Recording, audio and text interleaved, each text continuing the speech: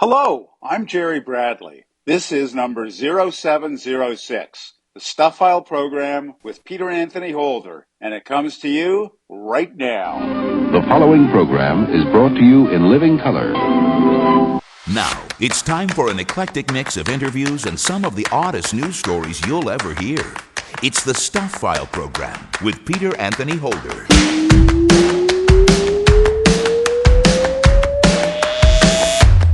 Hey there, hi there, ho there! Peter Anthony Holder here with you, and yes, this is indeed another edition of the Stuff File program, number 0706. And coming up on this edition of the Stuff File program, relationship coach Frank Kermit is back on the show. He's talking about relationships and social media. Social media, at its core, is a way for people to stay connected. It's to let people know what's going on in your life, a way for you to find out what's going on in the lives of others. As a concept, I love social media. Where it can get difficult is what people are posting on social media. Things that they may be saying in the moment because they're angry or frustrated. Will these things come back to haunt them in the future? Mack Little, author of Daughter of Hades, a tale of historical fiction that takes place in the slavery days of the Caribbean. It starts off at a plantation in Barbados. We start with a family of privileged slaves on St. Dismas plantation. The father, Badu, is a driver, and his daughter works in the house and serves as a playmate for the owner's daughter. The owner takes a liking to the enslaved girl, and the father arranges to have her transported from the island on a pirate ship. Marc Hartzman, the curator of WeirdHistorian.com, with a weird story for the month of February. This one deals with President Eisenhower and aliens. Eisenhower was actually on vacation. He was golfing in Palm Springs. That night, he suddenly went missing. A story got out that he had died of a heart attack, and the Associated Press wrote a story about this. And the next morning, the press changed the story and said that Eisenhower had made an emergency visit to a dentist. As the years go on, UFO conspiracy theorists don't believe that's actually what happened. They think that this whole dental story was a big cover-up, and that instead, Eisenhower had dashed off to a nearby Air Force base and had a secret meeting with aliens. And there's lots and lots of Stuff File news, and of course, an idiot of the day. The guest Slater. The person who told you this was show number 0706 was Jerry Bradley, a college friend and a Stuff File program Patreon subscriber. Thank you very much, Jerry, for doing the guest slate on this edition of the Stuff File program, a show that is listener-supported, fan-funded radio that depends on you for our success. Join us at patreon.com to help make this show an even bigger and better radio experience. Well, let's get right to the stuff.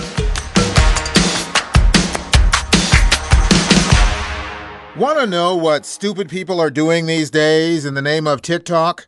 Around 1 a.m. on February 20th, a homeowner in Center Reach, New York, heard loud noises coming from his yard. His surveillance video showed 6 people kicking down several sections of his fence. About 3 hours later, the suspects, aged 12 to 18, returned and ran through the fence together, apparently in completion of a TikTok challenge mimicking the Kool-Aid Man. Hey, Kool-Aid! Oh yeah! Here comes Kool-Aid, here comes Kool-Aid, he's gonna save the day. No, he isn't. Officers caught up with the kids at around 4:15 a.m. and charged them with several counts of criminal mischief. Some of them had also destroyed fences in other parts of Suffolk County. I got nothing to add to this. There's only one thing to say. Stupid! You're so stupid! Boca Raton, Florida police responded to a report of a shooting. When they arrived, they found a 22-year-old man lying on the couch with a makeshift tourniquet to staunch the bleeding from a bullet wound in his arm. The man said his friend, 35-year-old Alberto Medina, had asked him to get something from his car. When he refused, the man said Medina, as a joke, got his gun, pointed it at him, and pulled the trigger. The man said he didn't want to prosecute, as the other 10 times or so that Medina had pointed a gun at him, it wasn't loaded, and both men believed it wasn't loaded this time either. Medina was arrested and charged with culpable negligence. Clearly, these two morons are working their way up the chain for a Darwin file starter kit. It's only a matter of time. They've done this 11 times so far. The odds are against them. A Massachusetts teacher is facing charges after authorities say he carried out an elaborate cryptocurrency mining operation out of the school where he worked. 39-year-old Nadeem Nahas was teaching at Cohasset High School when a town facilities inspector visited the school and found an unusual electrical setup in one room. The excessive number of computers, electrical wires, and temporary ductwork prompted Cohasset police detectives to be called to the school and investigate a report of a possible cryptocurrency mining operation that was discovered in a remote crawl space under the school. Police were alerted by the town's IT director and requested the assistance of the U.S. Coast Guard Investigative Service and the Department of Homeland Security to investigate the crawl space. The teams safely removed all equipment and forensically examined its origin over a period of 3 months, leading them to identify Nahas as a person of interest. Authorities first discovered the makeshift mining setup in December of 2021, which revealed that not only was Nahas allegedly carrying out an illegal operation, he was also using taxpayer money to work off the electrical grid. Nahas resigned from his position in early 2022, and a criminal complaint was issued for fraudulent use of electricity and school vandalization. He was scheduled to appear in Quincy District Court for his arraignment last week, but he never showed, forcing the court judge to issue a warrant for his arrest. See, this is the latest reason as to why we should be paying teachers more. And finally, in this section of Stuff File News, before we get to our first guest here in this edition of the Stuff File program with me, Peter Anthony Holder, in Florida, the state Senate Democratic leader and canine fun ruiner, Lauren Book, filed a piece of legislation that would make it illegal to let a dog extend its head or any body part outside a moving car window. The bill has other pet-related provisions relating to animal safety, including prohibiting pets from riding in the open beds of pickups and drivers holding a dog in their lap. If passed, the bill will become law on July the 1st. Fines have yet to be determined. How much is that dog in the window? Probably a pretty penny. Anyway, let's get to our first guest here in this edition of the Stuff All program, shall we? More and more each day, we are connected to each other via social media, especially the younger generation. So what role does social media play in our relationships? Is it a help, a hindrance, or a minefield? We put that question to relationship coach Frank Kermit, who is back on the show. He joins us via Skype from right here in Montreal. Hi, Frank. Hello, good sir, and how are you? Just tickety-boo. Thanks again for being on the show. We touched on this topic about 9 years ago on the show, but a lot has changed in social media in that short period of time. So I thought we'd revisit this situation. And to answer the question I just asked, is it a help, a hindrance, or a minefield? It depends on how you use social media. Social media, at its core, is a way for people to stay connected. It's to let people know what's going on in your life, a way for you to find out what's going on in the lives of others. We don't have the time to always meet up in person. We have obstacles from that happening sometimes beyond our control. But social media is a way for people to stay interconnected and just to keep on top of things. Even if you don't necessarily see somebody's information on a daily basis, if ever you want to see what they've been up to, you look up their social media and you'll get the update you're looking for. So as a concept, I love social media. Where it can get difficult is what people are posting on social media, things that they may be saying in the moment because they're angry or frustrated. Will these things come back to haunt them in the future? Well, speaking about haunting in the future, it was back in the day, if you broke up with someone, unless you lived in a very small town or you were breaking up with someone who was working with you, you went your separate ways. But nowadays, people can break up and still be connected via social media, still follow what other people have done or are doing that you were in relationships with. Doesn't that have an effect on any future relationships, or could it have an effect on future relationships? It could definitely have an effect. I am going to say one thing that would be a positive. One of the positive aspects of social media is that people are more mindful to try and stay on good terms with an ex. Because once, let's say, a couple has been dating for, a little over a year, and they decide to break up at that point, chances are each person in the couple has become friends with the now ex's friends.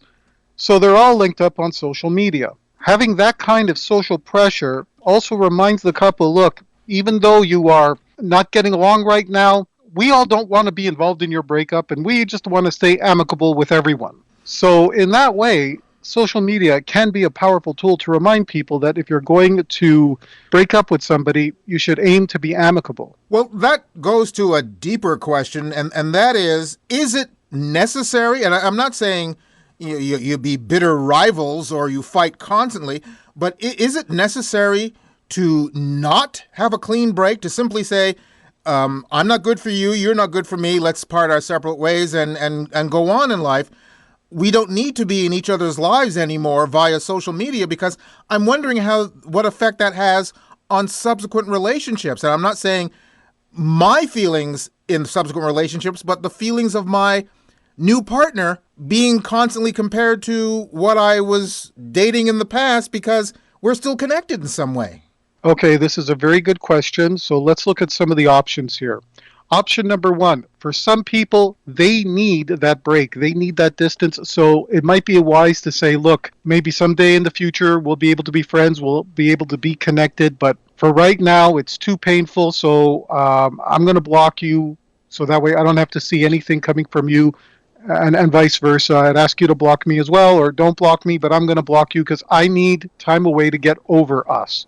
So that would be one option. Another option is to consider the fact that the only reason that your future partners would feel threatened by your past partners is by the way you behave. If you are constantly bringing up your ex, well, whether or not you're connected on social media, your new partner is not going to feel very good about dating you.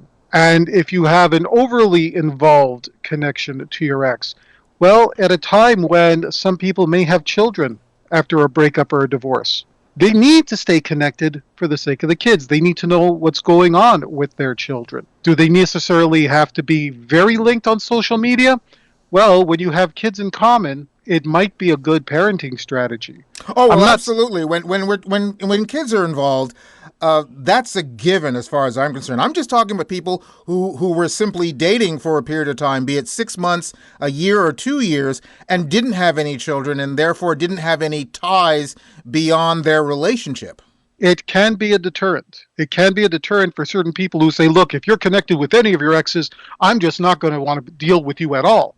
But is that reasonable? Is that reasonable in a time when you don't abstain from dating and then just wait for your parents to arrange a marriage for you, and then that's the only person you've ever known intimately? In a time when people are going to date and maybe over the course of a year have 3 new exes to add to that pile, is it really reasonable to assume that a person's never going to have any contact with any ex in order for you to be open to dating them? You're probably using that as an excuse for your own fears of intimacy.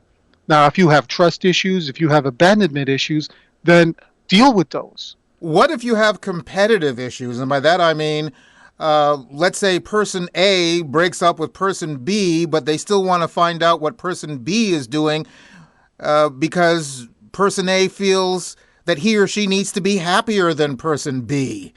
And seeing somebody happy on social media can really bum out person A.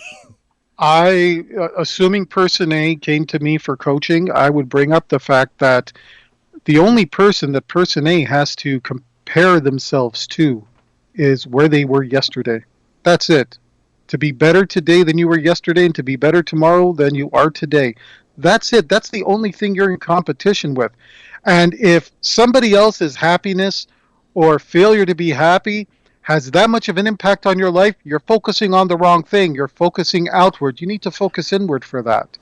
In other words, don't let somebody live rent-free in your head. Exactly. That's a wonderful way of putting it. Okay. So one of the things, and we're just scratching the surface here, because one of the other things that's coming out of the woodwork is AI. And AI has been involved in certain things like dating apps. And I don't want to go into dating apps now because that's just a whole other topic. Mm-hmm. But people are going on social media and they're using AI to sort of enhance who they are or who they think they are in order to attract a mate. And all I'm thinking of is the story or the play of Cyrano de Bergerac trying to woo Roxanne and getting Christian to speak the words. And it didn't really work out well for Cyrano. As a matter of fact, it worked out better for Roxanne and Christian. So isn't that what AI can do for people? I mean, it's another layer of a facade to a certain degree. Yes, it is another layer of facade, but let me point out that before AI, people have always, and I don't want to say all people, but a lot of people out there are presenting a false image in order to attract someone because they think, well, I'll use this false image to attract someone, then they'll get to know me, they'll fall in love with me, and then it'll all be okay. And that's not the way it works in reality. See, if you're going to use that false image to attract a person, they're not really into you. They're into the image you presented. And if you can't back that up in person, then when the two of you finally meet in person, and if you're going to have a relationship, you're going to have to meet in person. Yeah. What happens then? This is why whenever I'm coaching someone and they say, well, I've been involved with somebody for X number of months, my first questions are, have you met them in person? Have you hung out with them for any length of time? Well, no, it's an online relationship. We've never met in person. And then I break it to them. Well, then you don't have a relationship. You have maybe the potential of a relationship, but no, it's not a relationship. Get together in person. And if the other person refuses to meet with you because they can't live up to this ideal they've projected online, you're being led on. And the only reason why you wouldn't want to meet this person is because you're holding on to the same fantasy. You're holding on to the same level of escapism. People don't have long-term relationships online, never meeting each other because, they're afraid that the other person's going to reject them. They know that there's something going on here that shouldn't be going on. But this is their own means of escapism at play. Don't kid yourself. Everybody likes to play the victim, but how long were you involved in this? How long did you not enforce your boundaries? How long did you wait before you said, look, this is all great and dandy, but let's meet in person? And you tolerated somebody saying no, and then you got into what tends to be a monogamous relationship online? No, that's people running away from real life, not having real relationships. Well, you said it's someone who is leading you on. Could it also be someone who, quite frankly, is leading themselves on? That's possible, too. I mean, everybody's got their own issues, and everybody's looking for some form of escapism one way or another. But let's be clear here. We do not ever or should never allow ourselves to carry on like that because in the end, it's only going to hurt us. It's only going to hurt the individual who's playing this ridiculous game. So whether you use AI or don't use AI or get somebody else to write your profile or use an older picture instead of a more recent one and all the other things you can do to mislead people, the only people you're attracting are not people who are compatible with you as you are right now. And that's the problem. Now, if you want to waste your time and the time of others, that's a pretty good way. But if you're looking for quality connection, if you're looking for a real, in-depth, emotional bond, and by the way, that scares a lot of people. A lot of people are terrified at the idea of actually getting involved with someone. Maybe you've been hurt. Maybe you just don't feel you're worthy enough. Maybe you don't feel you're good enough. Maybe you don't feel you're lovable. It could be a host of reasons. But if you want something real, you're better off just being brutally honest about what you have to offer, the things about yourself that you think others may not like, and look to connect on that level. It might take you a little longer to find someone, but when you do, that connection will be magical. Frank, always words of wisdom. I thank you once again for being on the program with us, yet again. And I look forward to the next time. All the best, sir. Relationship coach Frank Kermit. You can check out his website at franktalks.com, and you can go to my website at thestufffile.com, check out the show number for this program, which is show number 0706, and you'll find the link to his site. You're listening to the Stuff File program with me, Peter Anthony Holder. There's still more guests, more news, and an idiot of the day coming your way on the Stuff File program. Stay tuned. The Stuff File program is a listener-supported, fan-funded radio show that depends on you for our success. Join us at patreon.com to help make this show an even bigger and better radio experience. Sign up and find out about our rewards program. Being a patron doesn't have to be a long-term commitment. There's absolutely no obligation. You could join today and end whenever you'd like. But the time we have your support would be so greatly appreciated. We'd also love to hear your thoughts about the show and even your ideas for rewards. Join us for the ride. Join us at patreon.com/thestuffileprogram.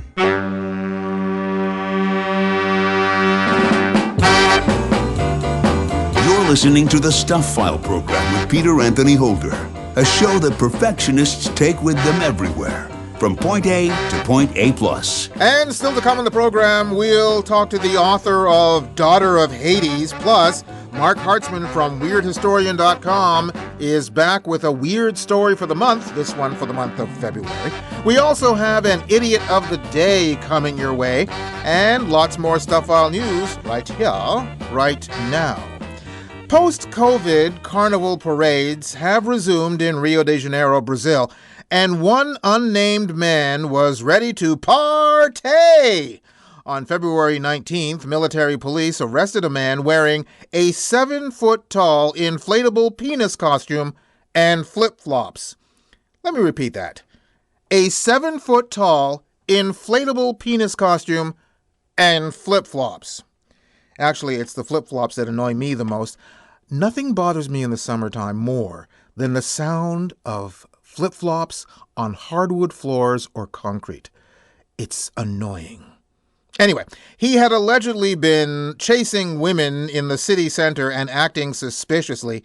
And yes, folks, I have a picture of him in custody in all his glory posted on the Stuff File Facebook fan page and on Twitter. His mother must be so proud. And elsewhere, a police officer patrolling in Bartow, Florida, just after midnight, spotted a driver run a stop sign and tried to pull him over. The driver sped away, and since it was a minor infraction, the officer didn't chase the car. But it still didn't get far. The driver plowed through a fence into a graveyard where he hit about a half-dozen headstones. Again, the officers did not engage a pursuit inside the cemetery. They just tried to block him out on the opposite side. That didn't work. The driver smashed through another fence at a high rate of speed without headlights. He came around a curve, lost control of his vehicle, crashed into a home right through the wall and into a child's bathroom. 40-year-old Timothy David Adams was arrested, charged with several counts of destroying or removing tombstones, monuments, and gravestones, and, ta-da! Possession of methamphetamine. You kind of knew that was coming, didn't you? In other words, Timothy methed up. And still with driving in Florida, a few days later, police in Crestview, Florida, received a report of a car crash just after midnight at the First Presbyterian Church. Well, not so much at the church as plowing right through the front door after flipping onto its roof in the church. The road curves at the church, and the speeding car didn't, and it was all caught on video. 3 passengers in the car were taken to hospital with serious injuries. Police said 38-year-old driver Paul Brian Carroll refused medical attention and was jailed for DUI, resulting in serious bodily injury. Well, the Lord works in mysterious ways. And by the way, I have video of this moron's vehicle plowing through the church. You can see it on our Stuff File social media. Oh, we're not done with driving through things. On January 19th in Austin, Texas, Chris Newby was sleeping when the whole house shook. He said it sounds like a plane hit the house. Instead, it was a car. An impaired driver barreled through Newby's spare bedroom wall. The entire room was just crushed. 10 days later, Newby received a letter from the city informing him that he was in violation of 2 codes, one for having a hole in his house and the other for having no window. The letter was dated the day of the crash and stipulated that he had 30 days to get repairs completed or face fines of up to $4,000 a day. Said Newby, "It felt tone-deaf to me. I'm in violation for being a victim." But Matthew Noriega, a division manager at the code department, said Newby has time. If an extension is needed, we will give them that extension. Still, Newby said Austin feels a little less like home every day. Yeah, another classic example of government in action. God love bureaucracy and red tape. And finally, in this section of Stuff File News, before we get to our next guest here in this edition of the Stuff File program with me, Peter Anthony Holder, an allegedly unruly passenger on an American Airlines flight forced an emergency landing. The traveler allegedly rushed the cockpit after she couldn't get a cocktail. Said the crew, the woman did not breach the cockpit, but did run at it. Flight 3444, flying from Jacksonville, Florida to Washington, D.C., was diverted to North Carolina's Raleigh-Durham International Airport. Here is a radio transmission from Airport Authority Police. Subject is currently loose in the cabin, and he has tried to breach the cockpit. Well, actually, it was a she, not a he, so they got that wrong. 36-year-old zip-tied and restrained Tiffany Miles said the airline got a few other things wrong, that this was a total misunderstanding, and that she wants an apology. Yes, she did ask for a drink on a non-drinking flight, but she says she didn't try to storm the cockpit. She only walked towards the bathroom in the direction of the cockpit. She also said, "I'm allowed to get upset. Getting angry is not against the law." Well, it appears she might be right. Law enforcement ultimately dismissed the charge following an investigation. However, at the time of the incident, Miles was forced to make the rest of her journey to D.C. on a very long Greyhound bus trip. Isn't that against the Geneva Convention? And they don't have a drink service either. We're American Airlines, doing what we do best. Nope, not this time. Anyway, let's get to our next guest here in this edition of the Stuff File program, shall we? Mack Little is the author of a book that tells a complicated history of the Caribbean through the eyes of 2 sets of siblings. It's called Daughter of Hades. Mack joins us via Zoom from Pearland, Texas. Hi, Mack. Hello. Thanks for being on the program with us. Now, this story caught my eye because I notice it deals with the Caribbean, which is where my family is from. As a matter of fact, it starts off, I understand, in a plantation in Barbados. Yes, absolutely. It starts off at a plantation in Barbados where we start with a family of privileged slaves on St. Dismas plantation. The father, Baidu, is a driver. He's like the overseer of the plantation. And his daughter works in the house and serves as a playmate for the owner's daughter.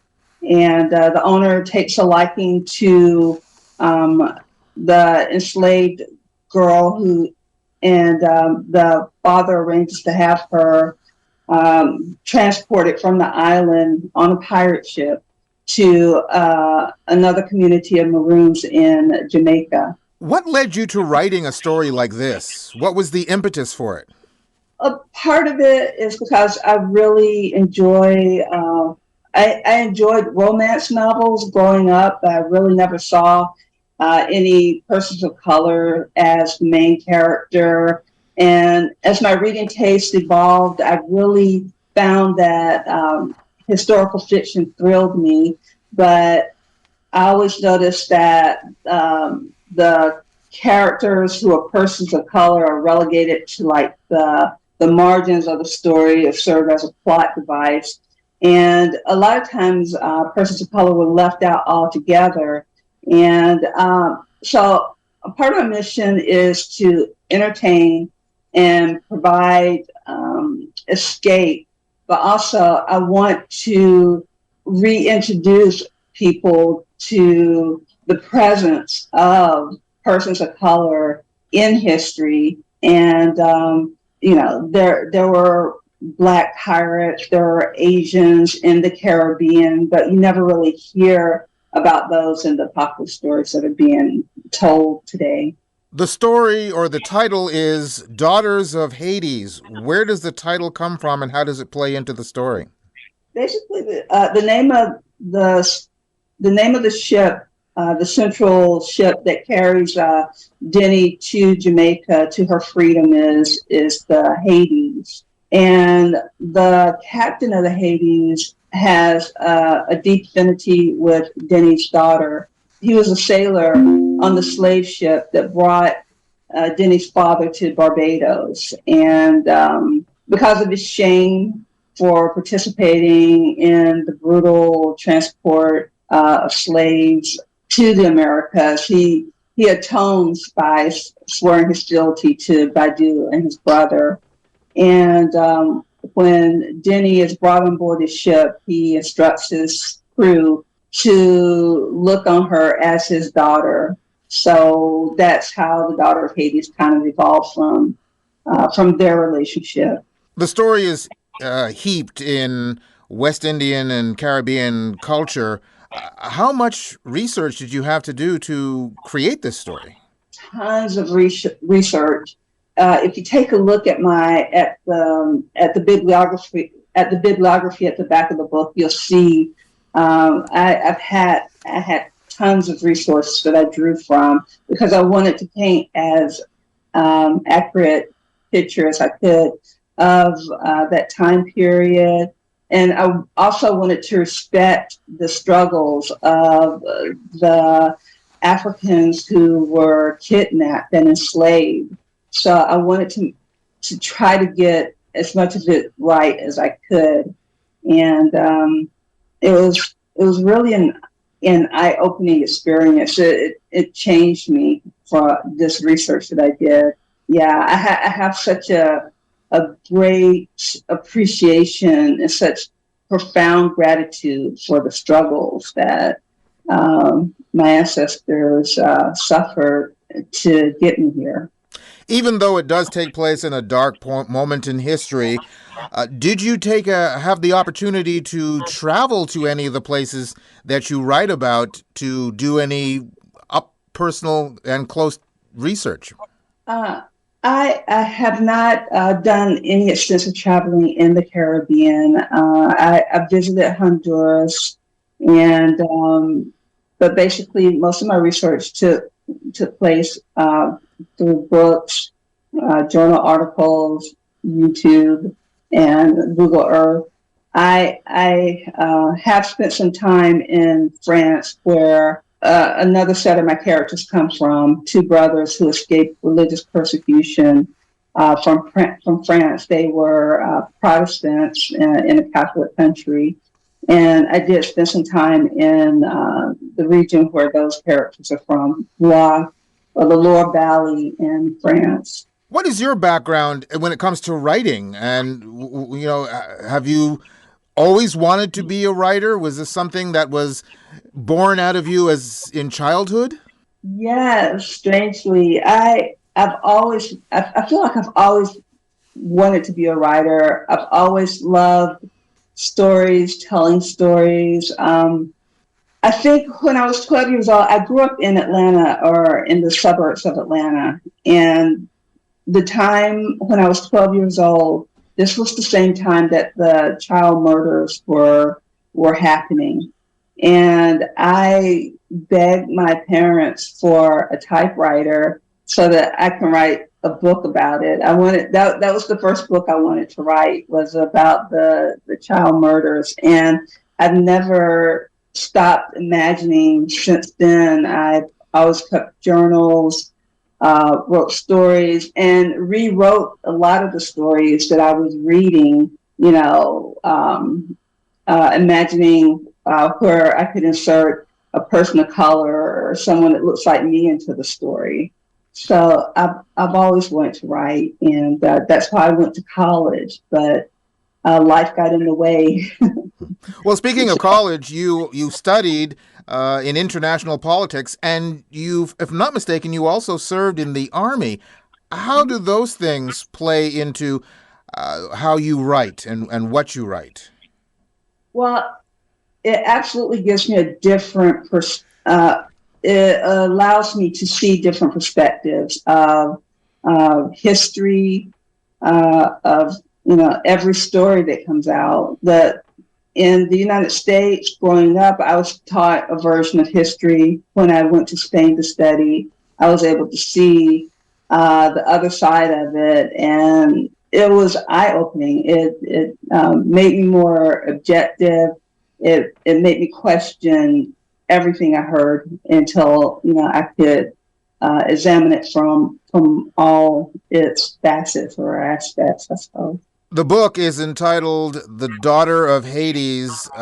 Since you are someone who likes to, as you say, insert folks of color within the pages of your stories, would you like to see them come to life in an even more grander way, for instance, either television or movies?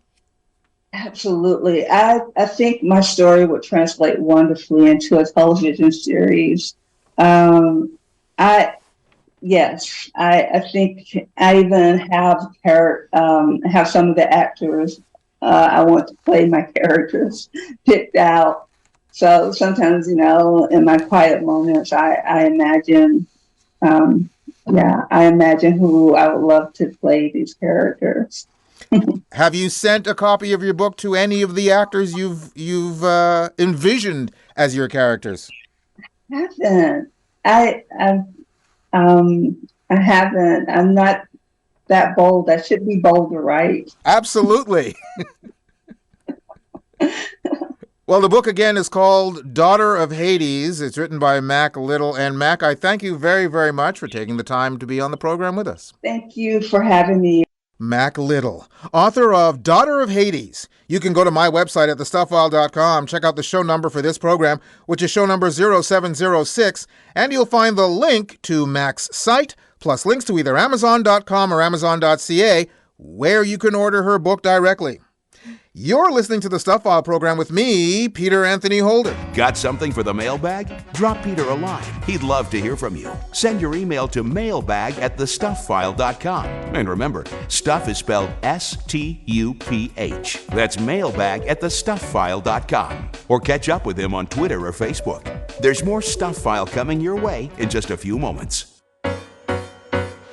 Hey, how would you like to become a patron of the Stuff File program? It's easy to do. By going to patreon.com and becoming a patron, you help to make this show an even bigger and better radio experience. And if you become a regular patron, as a Patreon reward, I'll share with you an electronic version of my book, Great Conversations, my interviews with two men on the moon and a galaxy of stars.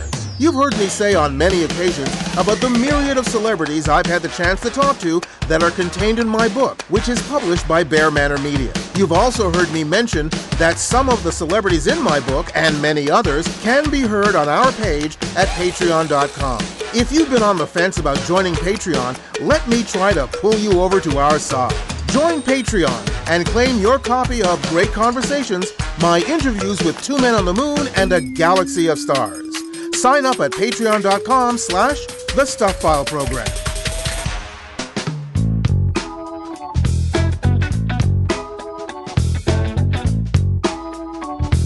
You're listening to the Stuff File program. It's the choice of 4 out of 5 dentists. The 5th dentist also listens, but that's just because he follows the crowd. Here's Peter Anthony Holder. And still to come on the program, we'll talk to Marc Hartzman from WeirdHistorian.com with the weird story for the month of February, and that would be President Eisenhower meeting with aliens. Plus, we have an idiot of the day coming your way, but I got a few stuff file news stories to get to before we get to that point. So, let's continue. A New Jersey man was arrested after not returning a test drive vehicle from a local dealership. Stafford Township Police received a call last Saturday night that a 2023 white GMC Sierra had not been returned to the Barlow GMC car dealership after a morning test drive. 47-year-old Jason D'Angelo took the Sierra for a test drive on Saturday morning at 11 a.m.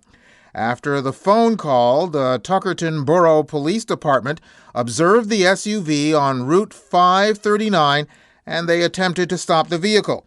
The vehicle did not stop and drove south on the parkway. They did not pursue the vehicle any further. Stafford Township Police was able to gain intelligence that the vehicle and D'Angelo were in the Atlantic City area near the Tropicana Casino. Perhaps he was trying to earn a down payment. It would appear that D'Angelo's luck at the casino had run out because that's where the cops apprehended him. The next generation GMC Sierra lineup, standing strong as the most premium line of full-size pickups on and off the road. Yeah, but you gotta pay for it. Oh, dealer prep not included. Your mileage may vary. And finally, in this section of Stuff File News, before we get to our last guest here on this edition of the Stuff File program with me, Peter Anthony Holder, a Florida Keys man was arrested following a traffic stop in which he admitted using his tax return money to buy a pound of marijuana. Have an H&R Block Tax Pro do your taxes online, and tax season feels just as good as all those other seasons. 31-year-old Alexander Ray Rivero is facing charges of possession of marijuana and driving without a valid driver's license. Because in these stories, they never seem to have a valid driver's license. Deputies stopped Rivero in an Infiniti for driving 35 miles per hour in a 25 mile per hour zone in Monroe County. They said they smelled a strong odor of marijuana coming from the vehicle as well as Rivero during the traffic stop. Rivero admitted to driving without a valid driver's license, possessing marijuana, and told deputies where it was located in the vehicle. He also told authorities that he bought the pound of marijuana for $500 using his IRS return. He was taken to jail. Well, hey, at least he pays his taxes. Anyway, let's get to our last guest here in this edition of the Stuff File program, shall we? Marc Hartzman, the curator of WeirdHistorian.com, is back with a story for the month of February. And this one deals with aliens and a president of the United States. Marc joins us via Skype from New York. Hi, Marc. Hi, Peter. How are you? Just tickety-boo. So I understand this deals with President Dwight D. Eisenhower. So somewhere out there, I'm assuming that there is an alien spaceship that has a bumper sticker that says, "I like Ike." Yeah, he was campaigning for Ike, and I'm sure was broadcasting that across the universe. So what is this story with President Eisenhower and aliens? So Eisenhower, there's a lot of stories about, in UFO lore about Eisenhower's potential or possible involvement or contact with various aliens. So the story in particular for the month of February goes back just about 70 years to February of 1954. This was February 20th when this started. Eisenhower was actually on vacation at this time. He was golfing in Palm Springs. That night, he suddenly went missing, just kind of disappeared, which was very odd. There was no records of him having gone somewhere. And obviously all the president's, actions are all sort of tracked, right? Everybody's kind of watching over what he's doing. And so a story got out that he had died of a heart attack. And the Associated Press wrote a story about this, kind of jumped the gun a little bit and quickly had to retract it when they found out he did not die of a heart attack, as we all know. And the next morning, the press changed the story and said that Eisenhower had made an emergency visit to a dentist and that he had chipped his front tooth while he was having a chicken wing at dinner that night or the previous night and had to rush off to a dentist. And of course, as the years go on, UFO conspiracy theorists don't believe that's actually what happened. They think that this whole dental story, the chipped tooth, was a big cover-up, and that instead Eisenhower had dashed off to a nearby Air Force base, Edwards, and had a secret meeting with aliens and had talked about various treaties and so forth. Now, I'm just curious. These conspiracy theories, do they come up based on the kernel of fact, pardon the pun, kernel, the fact that General Dwight D. Eisenhower was so high in the military command that when it comes to aliens, and I'm doing air quotes, he must know something more than any other president before or after? Well, so there's a little bit of that, but then it's also, we'll go back a little bit in time for a little bit more context. So before February of 1954, this was a time in American history, UFO history, where a lot of sightings were happening. Flying saucers were still somewhat new to the vocabulary. It began in 1947 with the first sighting by a pilot named Kenneth Arnold. Shortly after that, you had the Roswell incident. And so there's also lore that Eisenhower had been briefed just before he actually was inaugurated on a particular group of people assembled called the Majestic 12, who were there to talk about the remains that were gathered from Roswell and dead bodies that were found inside, and their task was to continue to track, crash saucers and so forth. Of course, this is all, again, lore that came out later. There's no real evidence that this is true. But again, this is all lore that's going on. Cold War is happening at this time, so there's a lot of things kind of coming together. Flying saucer mania, fear of Russia, is that related? And Eisenhower sort of sitting at the top of all of this stuff. So a lot of lore kind of hits on Eisenhower's time as the president in the White House. So while he was supposedly on this little mission, Palm Springs on his vacation, the belief is that he was meeting with a group of spacemen called the Greys. The Greys are the aliens that they're the ones like on the emoji on your phone. They have the big gray head, the big eyes, the small little slit for a mouth, kind of the cliche alien. And the Greys were basically saying that if we can have this treaty, we won't interfere with humans or anything like that. We just basically want to offer you some technology, and we want to abduct a few people that we can experiment on, maybe some cows as well. And we want you to basically give up your nuclear program. They want to abduct some people?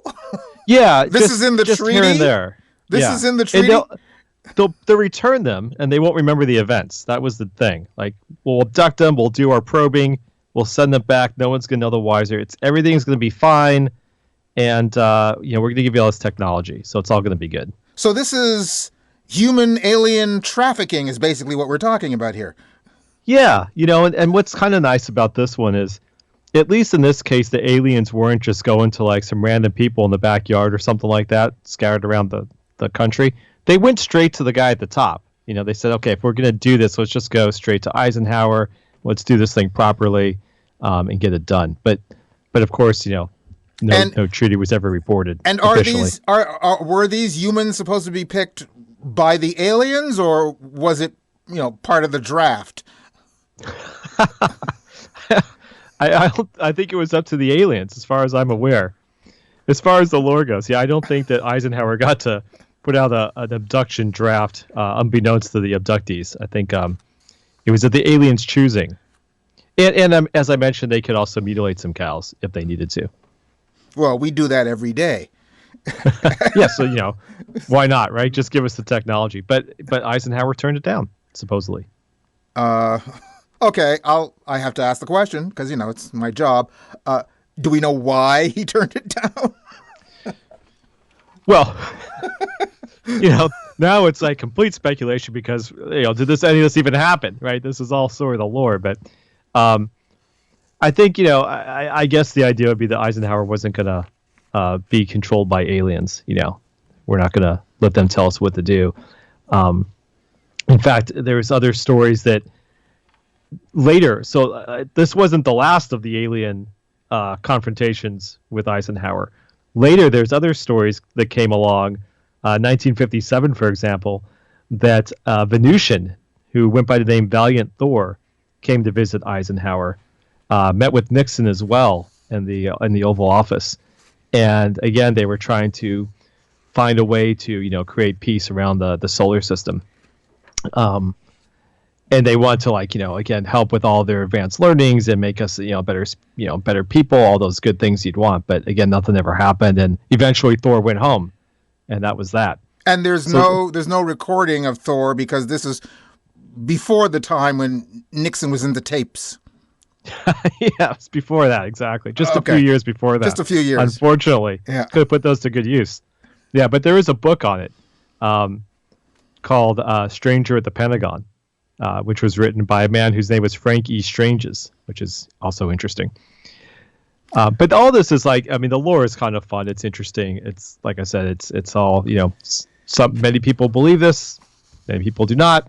No solid evidence that this happened, but you can kind of watch some of this play out in a couple of recent movies and shows. So there's a movie called The 11th Green, came out a few years ago, that plays into this whole lore and kind of plays out the Palm Spring abduction and the meeting and that all being uncovered through Eisenhower's files, which is kind of interesting. And then there's American Horror Story, I believe it was season 10, did a whole storyline about this, which is also pretty fascinating and ties together all these stories quite nicely. So from the timeline here, what was the height of this belief in some quarters? And those two television events aside, has it completely died down from then, or does it keep rearing its alien head? Well, in general, the 50s was definitely, there was a real, late 40s and early 50s, there was a lot of thousands of reports of UFOs, right? So there was a lot of belief in it, for sure. So that was definitely a peak.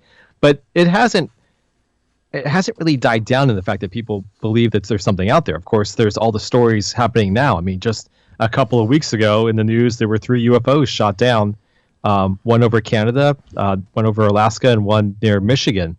And the press was using the term UFO, unidentified flying objects, because they were unidentified objects that were flying. Different shapes, unlike the giant Chinese spy balloon that was shot down just before those 3.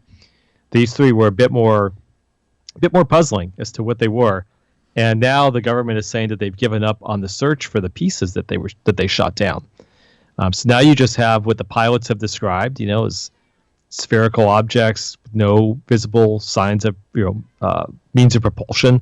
So things that make you curious, like, well, what were these things? And of course, the government saying they're not going to pursue finding the pieces isn't exactly giving people confidence that we know what these things are. But the press secretary did come out and say they're not aliens, and I'm sure they're not, but certainly keeps curiosity alive and kind of adds a little bit of fuel to the fire. But yeah, there's a lot of curiosity of what could still be out there. So I don't know if it's ever going to truly die down. There's always going to be a bit of wonder as to what might be out there. And there are some fringes of the media that when you say UFO, which is just that, unidentified flying objects, they think it's a synonym for aliens. Oh, absolutely. Which that's not. why the government has pretty much changed the term to unidentified aerial phenomena, UAP. But interestingly, that makes it any better. Yeah, it sounds a bit more official. It gets rid of the stigma associated, like you said, with UFO. But the New York Times used the term UFO, unidentified flying object, so that it came back. But yeah, generally speaking, they're now unidentified aerial phenomena or anomalous phenomena. Now, we've mentioned several of your books on this program. I understand this story is for a new book? Yes, so this will be part of my new book called We Are Not Alone, The Extraordinary History of UFOs and Aliens Invading Our Hopes, Fears, and Fantasies, from Quirk Books, coming out October 17th this year. Looking forward to that. And, of course, we have to have you back on the program. In addition to all the times you're on a monthly basis, we have to have you on the program when that book comes out. That'd be great. There's so much more to talk about. Excellent. Thank you very much, sir. Always a pleasure to have you on. Thank you. Marc Hartzman, the curator of WeirdHistorian.com. He's the author of several books, his most recent one being Chasing Ghosts, a tour of our fascination with spirits and the supernatural. You can go to my website at thestuffile.com, check out the show number for this program, which is show number 0706, and you'll find the link to Marc's site, plus links to either Amazon.com or Amazon.ca, where you can order his book directly. You're listening to the Stuff File program with me, Peter Anthony Holder. It's time now for the Idiot of the Day. And now it's time for the Strange Things Adults Do. The Stuff File presents the Idiot of the Day. A gas station in Palm Coast, Florida, called the sheriff to report a burglary. Investigators found what might be considered a clue as to the burglar's identity: a debit card left on the counter that didn't belong to any employees. Flagler County Sheriff's deputies found 20-year-old Lance Kurtz, that's the name on the card, at his car nearby. Kurtz admitted to the break-in and thought up a quick excuse. He left the debit card, he said, so that he could go back and pay for the items he took. But don't take my word for it. You notice when I said Kurtz admitted to the break-in that I didn't say allegedly? Want to know why? Well, just listen to the cops questioning him via their body cam audio. So I just broke in with a knife. Through what, the back door? Yeah, through the back door. It's all on the security camera, I'm sure. Yeah, we watched it. Yeah. What was your intention by leaving your card behind? So that I could come back later and pay for it. Okay. Just so they knew my name, you know? Just in case I got picked up. I didn't want to steal anything, you know, it's against the law. Oh. Yeah. I don't know if they teach you guys that. He was arrested. After hearing that, do I really have to say it? Okay, let's just go through the motions. Why, oh why, would you think that this cockamamie tale you're telling the cops about leaving your debit card at the scene of the crime would fly? Well, one reason, and one reason only. You're an idiot! Gee, I'm only a kid, but even I know you're an idiot. And that's it for this edition of the Stuff File program, number 0706. Hope you enjoyed it. The website is thestufffile.com, and once again, Stuff is spelled S-T-U-P-H, where you'll find information and links on all of our guests by going to the weekly Stuff File page. Just look for the corresponding program number, and once again, that's 0706. Email me at peter@thestufffile.com. You can also find me on Facebook and Twitter as PA Holder. And don't forget to check us out on patreon.com, where you can become a patron of the program. Hope to see you back here for our next show on the air, online, or as a download. We're coming to you from everywhere, including KDXRadio.com, TrueTalkRadio.com, on the air on World FM in New Zealand, MediaCore in Singapore, WLSLLP-FM in Dade City, Florida, KZZ-HLP-FM in Eureka, California, CKUW-FM in Winnipeg, CFMU in Hamilton, CKLU in Sudbury, Local 107.3 FM in St. John, CHSR in Fredericton, and also streaming on just about any streaming service your little heart desires. That's it. Bye-bye. You've been listening to the Stuff File program with Peter Anthony Holder, a presentation of Flying Fish Communications. Please remember to practice safe eating. Always use condiments.